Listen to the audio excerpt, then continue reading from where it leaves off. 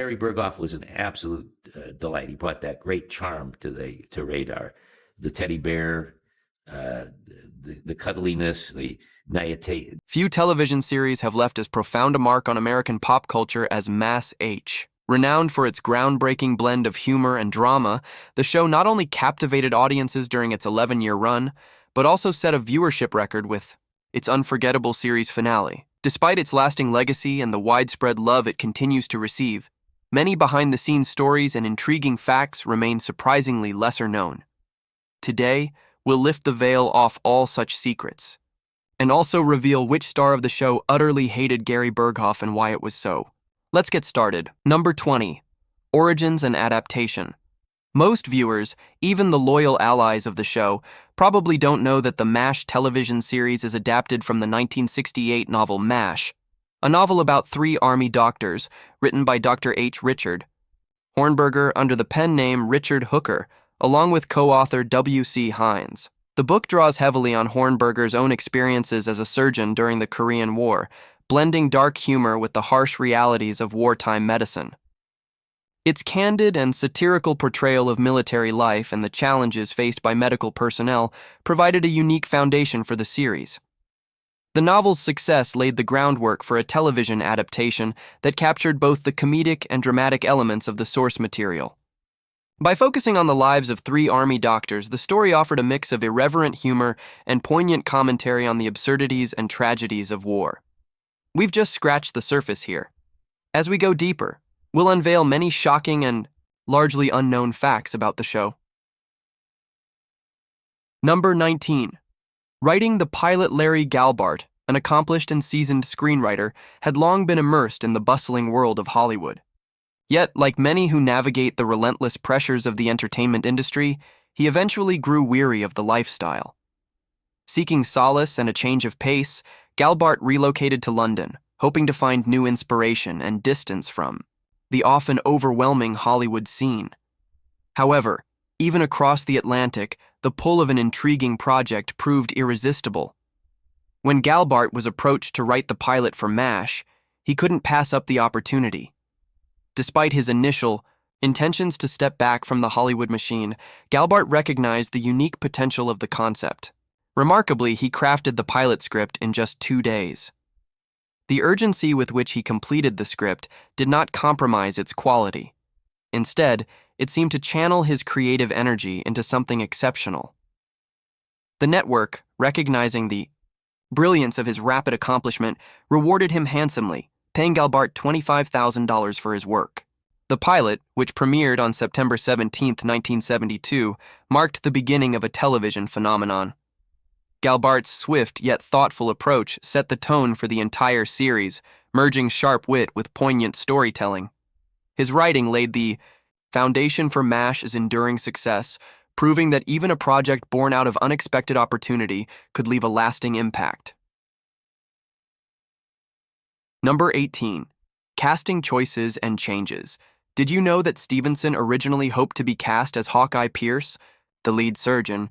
But of course, the role ultimately went to Alan Alda. Meanwhile, comedian Robert Klein was offered the part of Trapper John McIntyre, but declined, opening the way for Wayne Rogers to take the role. Despite his prominent place on the show, Rogers never signed a formal contract, which allowed him the freedom to leave the series whenever he chose. This uncertain contract situation created an unusual dynamic on set, as Rogers' ability to exit at any moment added tension behind the scenes. His departure after 3 seasons reflected this unique arrangement, which contrasted with the more stable contracts held by other main cast members. The casting choices and contractual nuances shaped the early development of the show's core characters and influenced its evolving ensemble. Speaking of the evolving ensemble, you're not going to believe this. Number 17. Klinger was not supposed to be a recurring character. When the character of Maxwell Q. Klinger was first conceived for MASH, he was originally intended to appear in just 1 episode.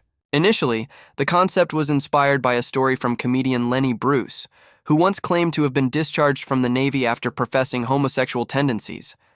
The idea was to present Klinger as a soldier trying to get dismissed from military service. However, The writers and the network decided to take a different approach.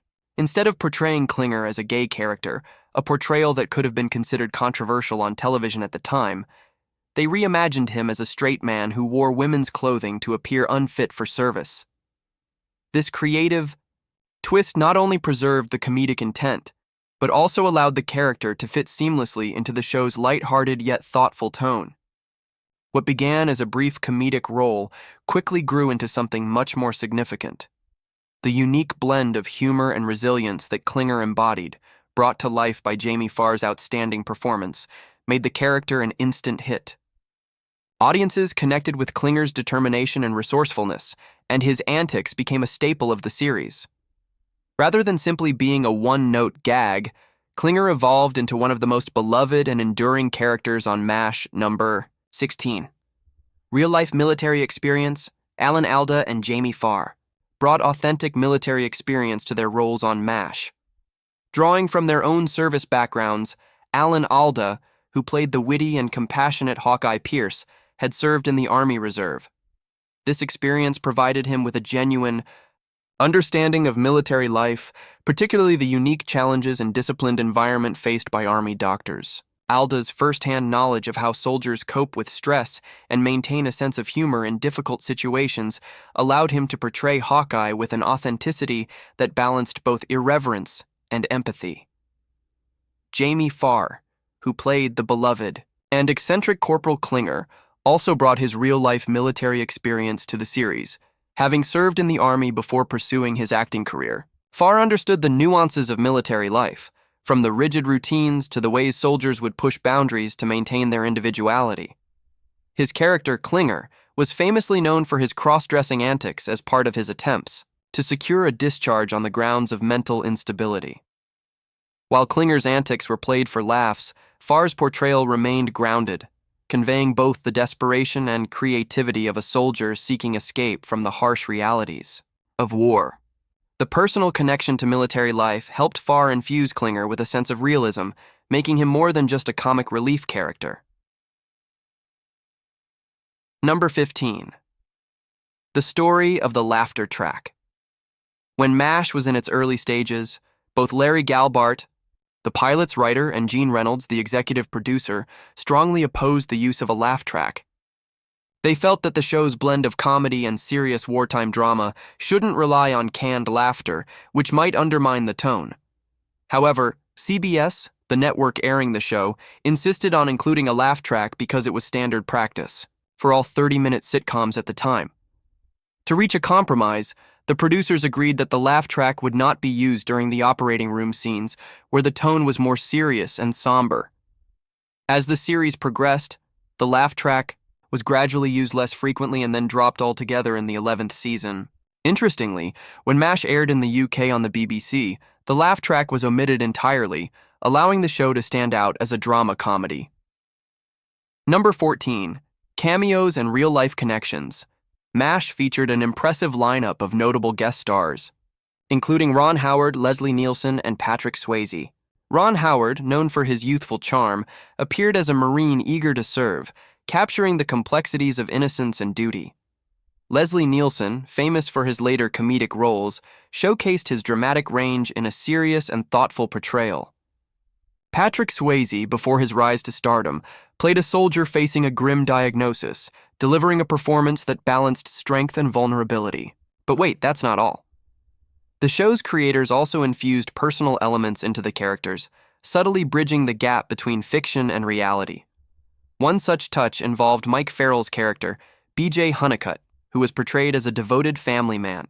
In a thoughtful nod to his own life, Farrell had B.J.'s daughter named after his real-life daughter, Erin.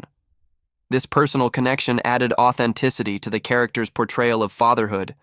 Similarly, when it came to Colonel Potter, played by Harry Morgan, the show's attention to detail once again shone through. The photo used to depict Potter's wife was, in fact, a picture of Morgan's actual spouse. Shocking, right? Well, let's move on. Number 13, a challenge for the writers. The MASH writing team faced ongoing challenges with cast members frequently complaining about the scripts, often requesting changes or expressing dissatisfaction with their lines. 2. address this issue creatively and firmly, writer Ken Levine and his colleagues devised a strategy that sent a clear message to the cast. On 2 occasions, they rewrote scenes requiring the actors to wear heavy winter parkas while filming outdoors on the Malibu ranch set during the peak of summer, where temperatures ranged from 90 to 100 degrees. Forced to perform under these uncomfortable conditions, sweating through layers of cold weather gear, the cast quickly understood the writer's frustration with the constant script notes. This clever tactic effectively discouraged further complaints. Trivia and Easter eggs number 12. Trivia and Easter eggs. Alan Alda's attention to detail is evident in his choice to wear the same hat that Donald Sutherland, who played Hawkeye Pierce in the 1970 MASH film War. This hat, seen in the series' opening credits, served as a symbolic bridge between the movie and the series, paying homage to the character's origins. Alda's dedication to preserving these small but significant details demonstrated his respect for the source material and his commitment to portraying Hawkeye in a way that honored the role's cinematic foundation. Another interesting piece of MASH history revolves around Radar O'Reilly's teddy bear, a seemingly insignificant prop that became one of the most cherished symbols of the series. Throughout the show, Radar's teddy bear was a comforting presence reflecting the character's youthful innocence and vulnerability amidst the chaos of war. After the series ended, the bear was thought to be lost, sparking curiosity among fans who wondered about its fate. Remarkably, the bear resurfaced years later and was auctioned off to Gary Burghoff, the actor who played Radar, allowing the iconic prop to return to the actor who portrayed Radar. The stories behind the names number 11, the stories behind the names. During MASH's 6th season, the writers incorporated a playful and personal touch by naming 4 Marine patients after members of the 1977 California Angels baseball team. The following season, Season 7, they continued this tradition by naming patients after players from the 1978 Los Angeles Dodgers. This nod to the sport added an inside joke for fans familiar with the teams and showcased the writers' creative flair in blending pop culture with the series' narrative. Additionally, in the poignant episode Goodbye Radar, Radar O'Reilly's girlfriend was named Patty Haven, a tribute to one of writer Ken Levine's former girlfriends. But wait, there's more to it, and you're going to be thoroughly shocked. Comics and Codes from the Future number 10, Comics and Codes from the Future. In the 15th episode of the first season, titled Tuttle, Radar's well-known love for comic books takes center stage, revealing a curious anachronism. Radar, the lovable and geeky company clerk, is frequently seen diving into the world of science fiction during his downtime. However, the show is set during the Korean War in the early 1950s, which raises a puzzling question. How did Radar come to possess comics from decades later? In this episode, Radar is shown reading the 10th issue of Captain Savage and His Battlefield.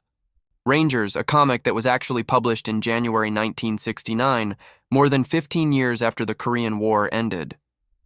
This subtle yet striking detail is part of a broader pattern of small anachronisms scattered throughout the series, often escaping the notice of casual viewers.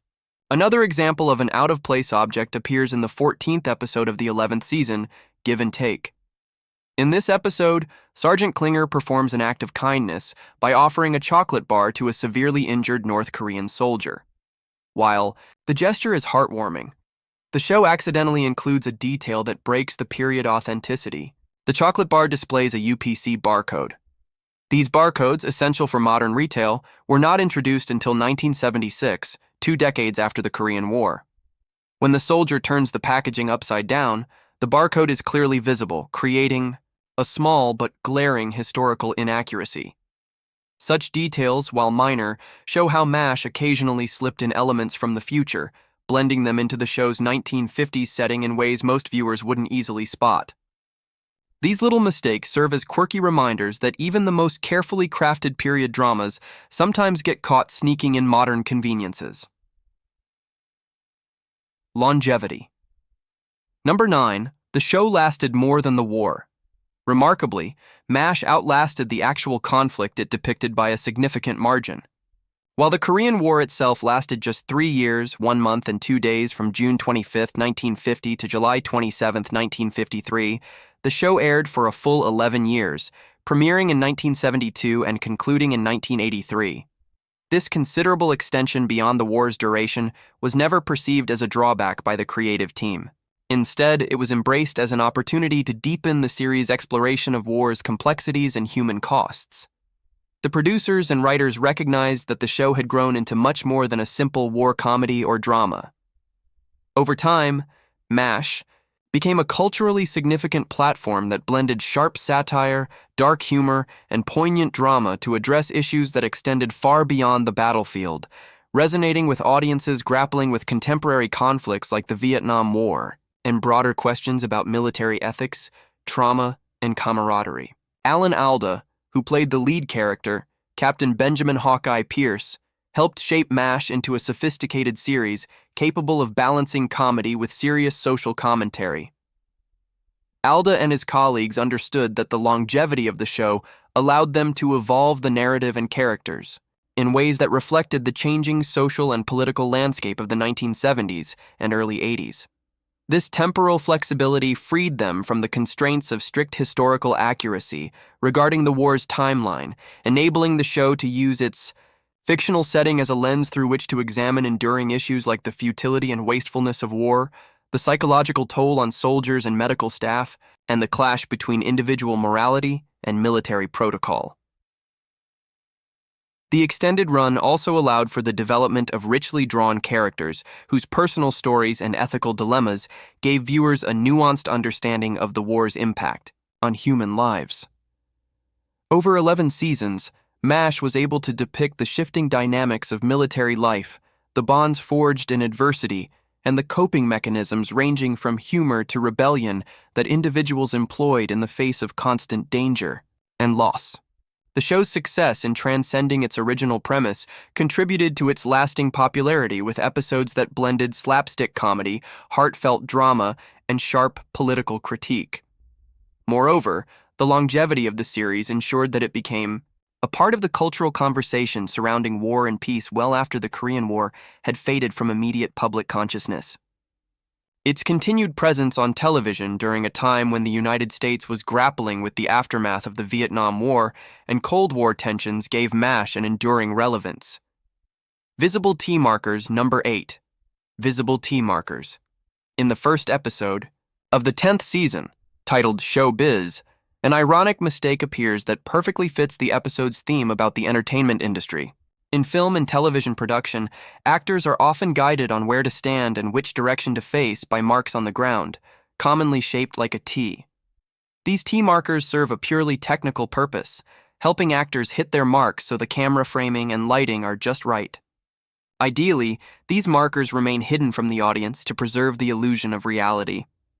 However, in this episode's emotional final scene, where Father Mulcahy tearfully says goodbye to Sarah, the camera pulls back to a wide shot and unintentionally reveals several of these rubber T markers on the ground. One white T mark is clearly visible behind Father Mulcahy, right where Sarah had been standing moments before. Later, when Father Mulcahy rushes over and bumps into Nurse Kelly, some dirt is kicked up, exposing yet another black T marker nearby. This slip-up pulls back the curtain on the production process, breaking the immersion by exposing a part of filmmaking that should remain unseen. Though subtle, it's a rare and amusing goof that reminds viewers that even well-produced shows like MASH occasionally reveal their behind-the-scenes secrets. Alan Alda was not just an actor. Number 7. Alan Alda was not just an actor. Alan Alda's involvement in MASH went far beyond his iconic portrayal of Captain Benjamin Hawkeye Pierce. He was deeply integral to the creative process behind the scenes, co-writing and directing a remarkable 31 episodes of the series, including its unforgettable finale. This level of artistic engagement was exceptional, especially for an actor primarily known for his on-screen work. Alda's dual role as actor and creative force allowed him to shape the tone, narrative direction, and emotional depth of MASH in ways that few others could. His intimate understanding of the characters and the show's themes empowered him to bring a nuanced sensibility to his writing and directing. Alda's work behind the camera was groundbreaking in television history. He became the first person ever to win Emmy Awards in all 3 major creative categories: acting, directing, and writing for the same show. This unique achievement not only underscored his multifaceted talent, but also highlighted how essential he was to MASH's identity and enduring success. His writing often tackled complex issues surrounding war, morality, and the human spirit, delivering scripts that balanced levity with poignancy. As a director, Alda was known for fostering strong performances from the cast and for his skillful handling of episodes that combined comedic timing with dramatic tension, helping elevate the show beyond typical sitcom fare. Many future stars made guest appearances on MASH during Alda's tenure, and his leadership contributed to the show becoming a fertile ground for emerging talent. His influence extended to mentoring younger actors and collaborating closely with the writing and production teams to maintain a consistent, high-quality narrative. Alda's presence behind the scenes helped the series maintain its delicate balance between irreverent comedy and sobering drama, ensuring that MASH remained relevant and resonant throughout its 11-season run. Communication breakdown. Number 6. Communication breakdown. In the 6th episode of the Communication Breakdown, in the 10th season titled Communication Breakdown, the focus is naturally on a failure in communication among the characters. Yet, ironically, the episode also reveals a breakdown behind the scenes in the production itself. During a scene where Major Charles fraternizes with Colonel Potter and Margaret, a nurse announces the arrival of a precious commodity in the 407 camp, a newspaper. Given how rare newspapers are in the war zone, everyone eagerly scrambles to catch a glimpse of the latest headlines. As Major Charles sets the ground rules for reading the paper, sharp-eyed viewers may notice something entirely out of place. In the background, partially obscured by a signpost, a man who clearly does not belong to the story or the period strolls into the shot. This individual stands out with his long blonde hair and beard, wearing a modern-looking blue shirt and white pants, an outfit that is quite unlikely for any character or extra set during the Korean War. This unmistakably appears to be a member of the production crew accidentally captured on camera. This small but glaring goof demonstrates how even in a highly polished, award-winning series like MASH, occasional slip-ups happen. The presence of this crew member in the frame is a humorous reminder that television production involves many moving parts, and sometimes those parts briefly collide with the illusion the show aims to create.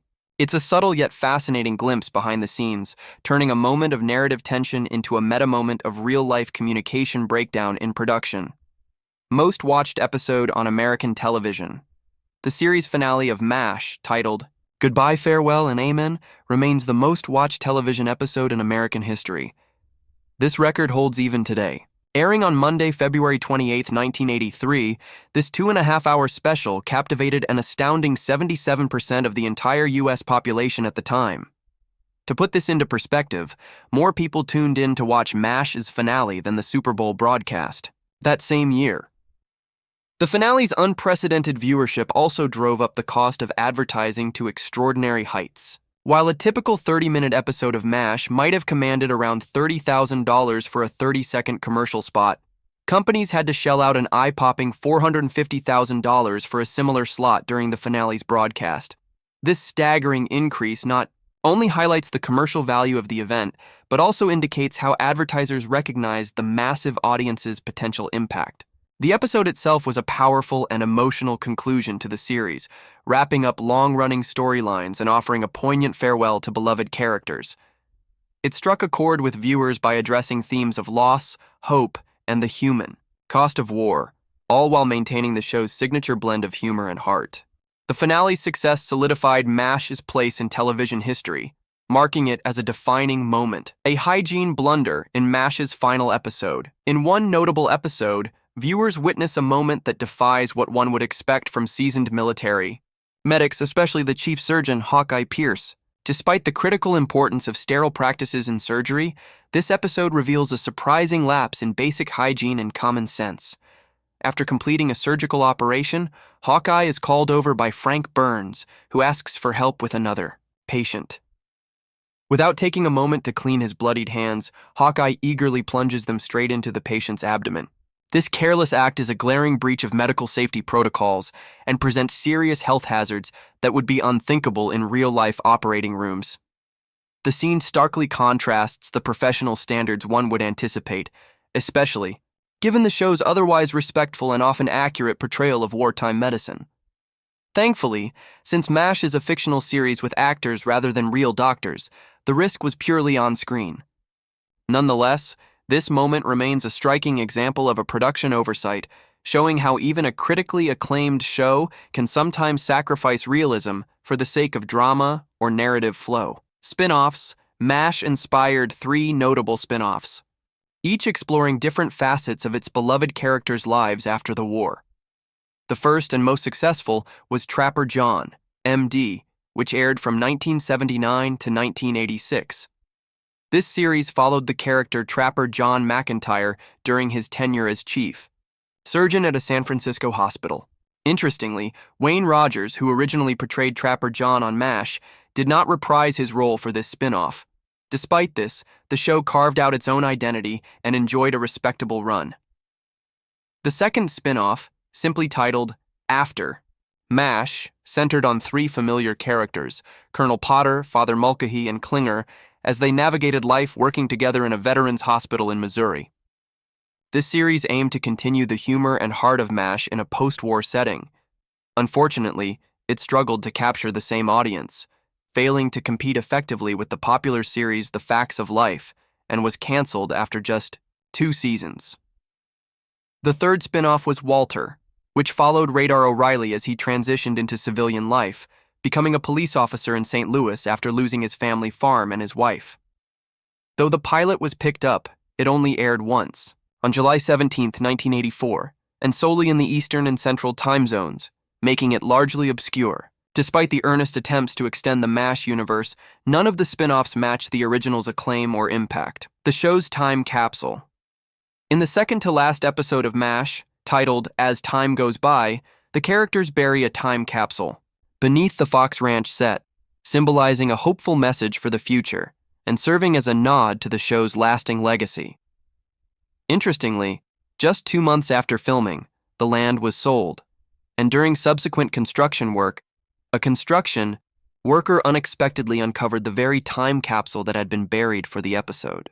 Recognizing the significance but unsure of what to do, the worker reached out to Alan Alda for guidance. Alda advised the construction worker to keep the time capsule, recognizing its importance as a tangible piece of television history connected to one of the most iconic shows of its era. However, he later remarked with some surprise that the worker didn't seem particularly impressed or excited about the find. For most fans and historians, discovering such an artifact would be a thrilling experience, offering a unique connection to a legendary series that touched millions of viewers worldwide. These MASH stars utterly hated each other. Gary Burghoff, the actor behind Radar O'Reilly, it appears, wasn't everyone's favorite. For starters, Wayne Rogers, who famously portrayed Trapper John McIntyre on MASH, was known for his occasional volatility on set, particularly in relation to Burghoff. According to the 1983 biography of Alan Alda by Raymond Straight, tensions between Rogers and Burghoff escalated during one scene to such a degree that Rogers lost his temper and threw a chair at Burghoff. His relationship with Burghoff was marked by professional disagreements and personality clashes, which occasionally threatened the collaborative spirit of the production. Rogers' frustration can be partly understood in the context of the intense pressures and long hours involved in producing a hit television series. But he wasn't alone. Alan Stevenson, who played the affable yet often exasperated Colonel Henry Blake, offered a candid and nuanced view of his relationship with Burghoff, describing it as love-hate. Stevenson acknowledged the complex dynamic they shared.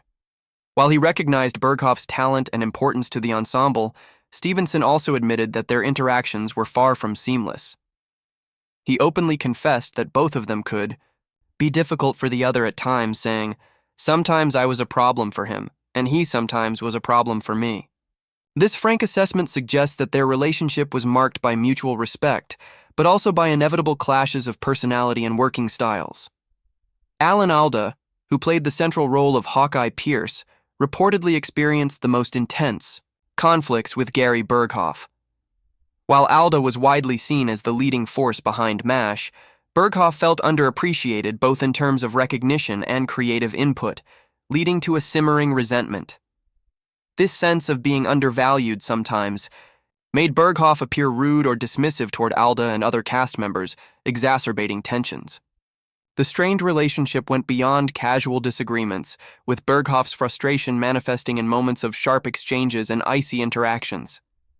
Despite these difficulties, the cast maintained a professional front to ensure the series' continued success.